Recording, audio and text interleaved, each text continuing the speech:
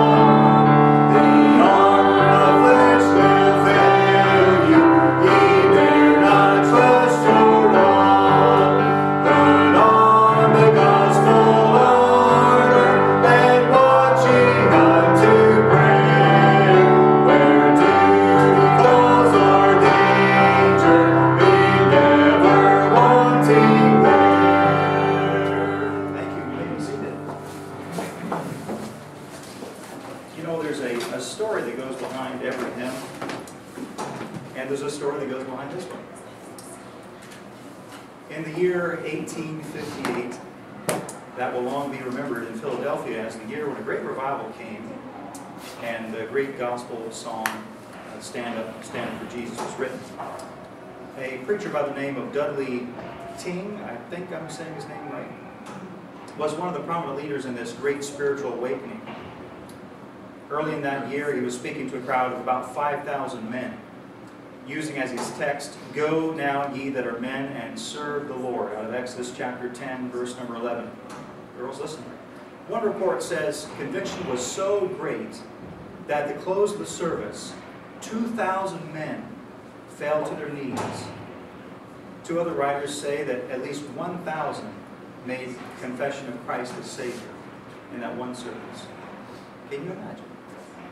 That's what was going on back then. Great revivals. It was incredible. Can you imagine that? 1,000 people getting saved at the same time.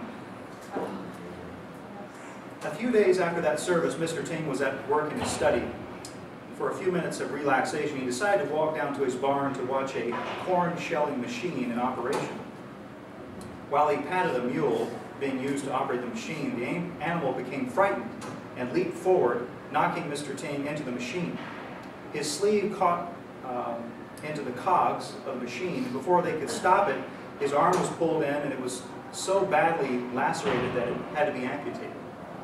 Of course, we're talking about 1850, so you've got all kinds of infection things, that set in real quickly if you don't have the proper medical procedures, and they didn't back then. So he lived only briefly after that accident. Just before he died, his dad leaned over his preacher boy and asked him if he had a message for the young man with whom he had been working. He replied, "Tell him to stand up for Jesus." A young pastor and close friend of his named George Duffield, was so moved that he preached a sermon the following Sunday, exhorting his congregation to stand firm for Jesus. His text was Ephesians 6:14. "Stand therefore, having your loins girt about with truth, and having on the breastplate of righteousness." And at the close of the sermon, he read a poem that he had written. Stand up for Jesus, you soldiers of the cross. Lift high his royal banner, it must not suffer loss. From victory unto victory his army shall he lead, till every foe is vanquished, Christ's Lord indeed.